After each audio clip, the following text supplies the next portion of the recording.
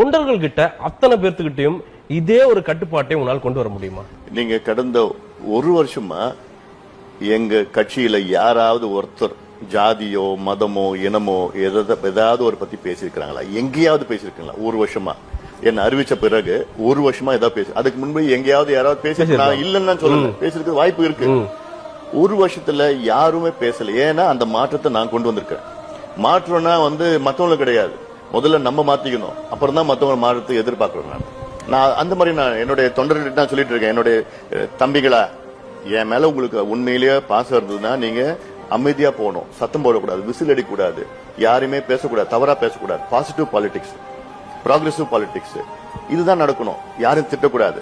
மத்தவங்க ஓ பரவாயில்லப்பா, அன்புமணி வந்த உடனே இவங்க எல்லாம் நல்ல வாய்ட்டாங்கப்பா, அந்த மனநிலை மக்கள் உங்களை பத்தி பேசணும். ஒவ்வொரு கூட்டத்திலையும் நான் சொல்லுவேன், எங்களுடைய இளைஞர்கிட்ட நான் சொல்லிட்டு இருப்பேன். நான் அதனால இது என்னால நிச்சயமா என்னால முடியும். மாற்றம் என்னால உறுதியா கொண்டு வர முடியும். அந்த மாற்றத்தை முதல்ல மாத்திக்கிறோம்.